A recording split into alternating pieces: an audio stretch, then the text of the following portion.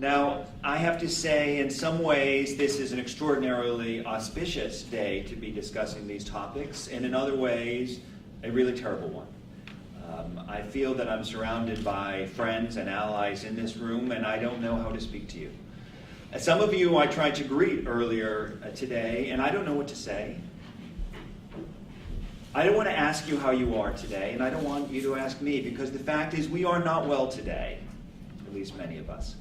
Those of us who are following what's going on in the Middle East today, we are not well today as we see rockets landing throughout the state of Israel. We are not well today as sirens go off. We are not well today as rockets are hitting places that never had been before within their range. We are not well today as we see one atrocity committed by Jewish nationalists. We are not well today as we see so many atrocities committed against Jews in the state of Israel. We are angry, many of us, at what we're seeing. At some of what we're seeing, there may be a sense of embarrassment.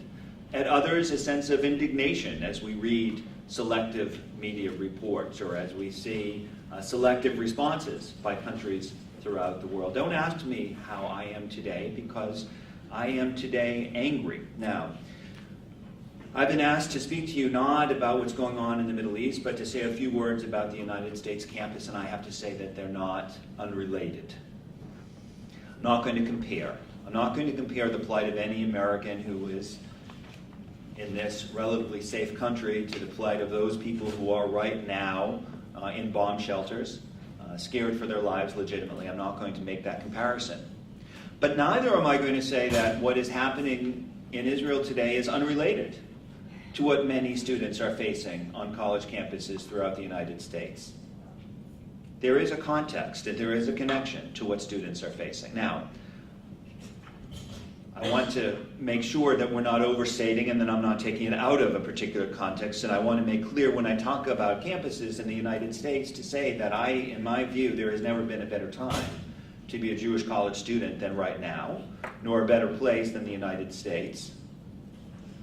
But at the same time, I have to say that while we have made continual progress for many decades in fighting the hatred that Jews faced on college campuses and elsewhere, we are no longer making that progress.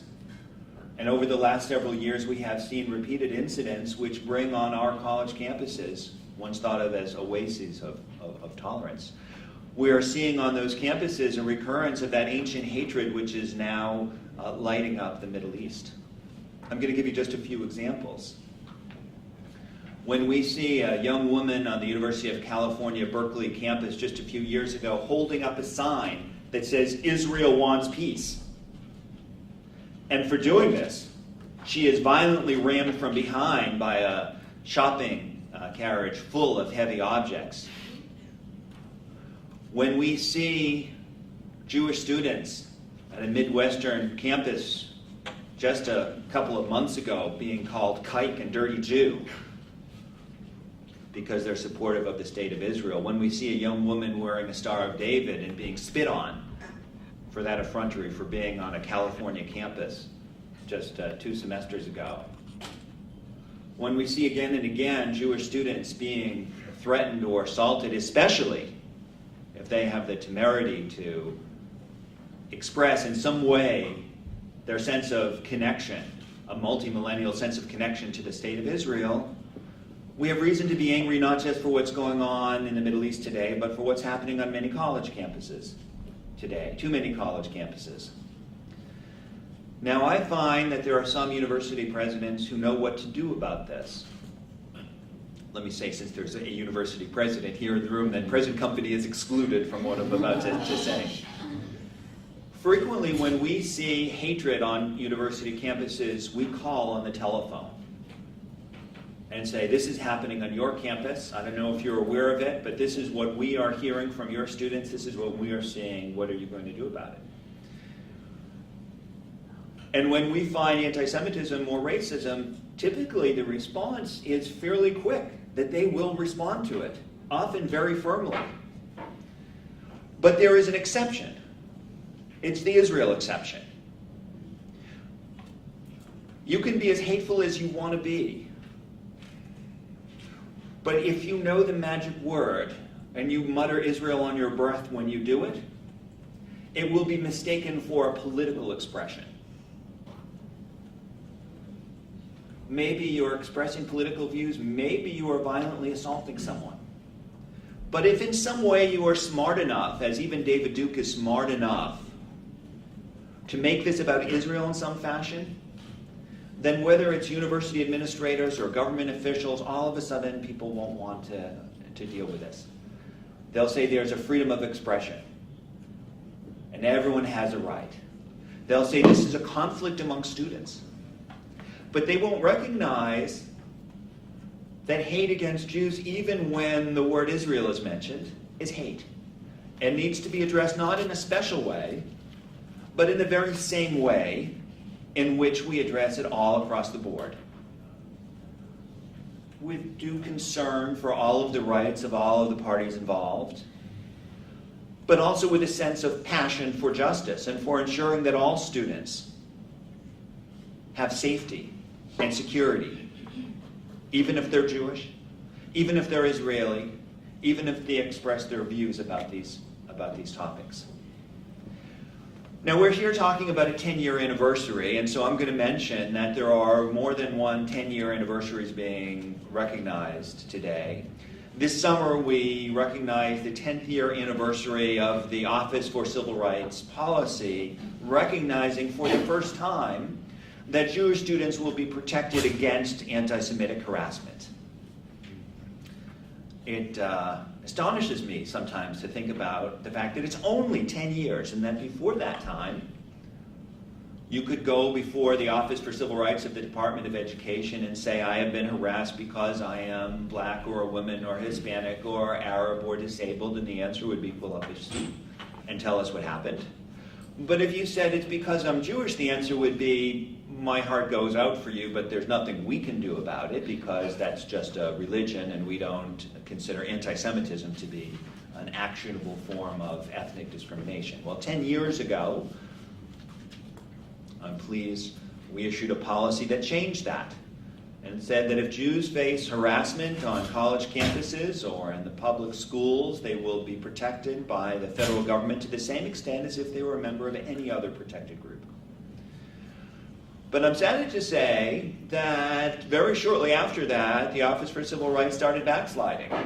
And for a half a dozen years, that policy was not enforced until 2010, when, thanks to many of the organizations here today, including our own work, the Obama administration said, once again, we will follow that policy, we will protect Jewish students.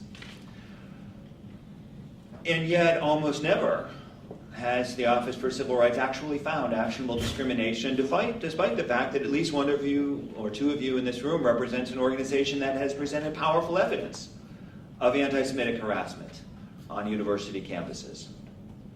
And yet OCR has not so found. And some of you may be in a position in this distinguished audience to ask the question, when will the Office for Civil Rights make good on the commitments and the promises that it made, both with the 2004 policy and in 2010? Now, there has been mention today of the fact that there are, outside of Waltham, departments or programs of Middle Eastern studies which are highly biased against the state of Israel, perhaps even anti-Semitic, and I will add, which have no intellectual diversity, that is to say, where there is an orthodox and undifferentiated position. If you deviate from it, if you are pro-Israel, you will not have a place at that department, and you will not have a place in the public outreach programs of that department.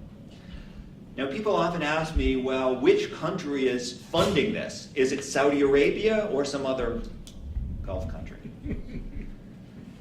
And there are some of these programs that are funded by foreign countries, and that's an area of concern.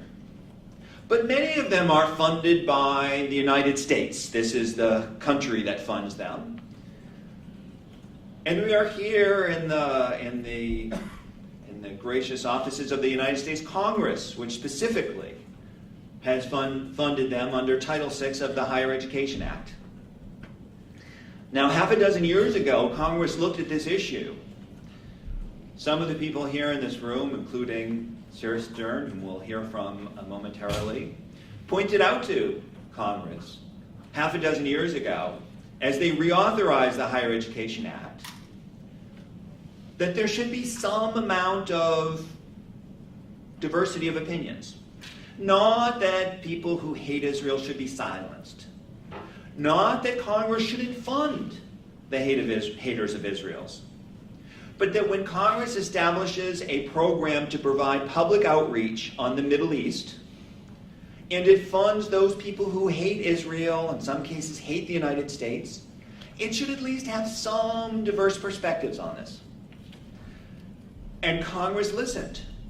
And it actually established a requirement in Title VI of the Higher Education Act saying that there should be diverse perspectives, and that when applicants come to the Department of Education asking for funding, they should indicate how they will have diverse perspectives. This was 6 years ago. Congress recognized this and established this.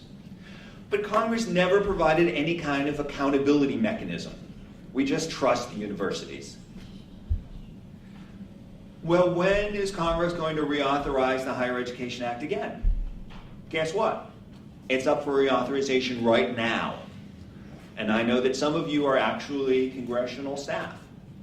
So the question is this. Okay, so you get it. You showed us 6 years ago that you understand that there needs to be at least some diversity of perspectives. Okay, let's have the Israel haters, the American haters, let's have them have their say. But at least break it up. At least have public outreach programs committed to give the public, this is not the classroom, it's the public outreach, some amount of diversity of perspectives. But is there going to be accountability? Well, the Higher Education Act authorization just expired at the end of last year, which means that Congress is about to act on it probably this year, perhaps imminently. So if there is anyone who's going to have any sensitivity to the fact that, yes, we have a problem in the United States, we have a problem not on all campuses, but on many university campuses, and we have a problem that's funded not just by the Gulf states, we have a problem that is created and funded by the Congress of the United States through the Office of Post-Secondary Education of the Department of Education, and the question is going to be, is anyone going to fix it now? We don't need to reinvent the wheel. Congress has already established that if federal monies are going to be used for Title VI programs to spew hatred against Israel, there should be a diversity of perspectives. And every university that accepts that money is now issuing commitments saying that they will provide a diversity of perspectives. They are all signing to that. And now the question is, will there be some accountability, because currently there is none. All of the accountability mechanisms were stripped from the bill 6 years ago. The question is, will we put it back today? So as we think about the problems not just in the Middle East today, but also on many of our campuses, and when we are not entirely happy about what's going on in the world, but sometimes angry and ready to fight, let's think about whether we can fix some of the problems right here in Washington.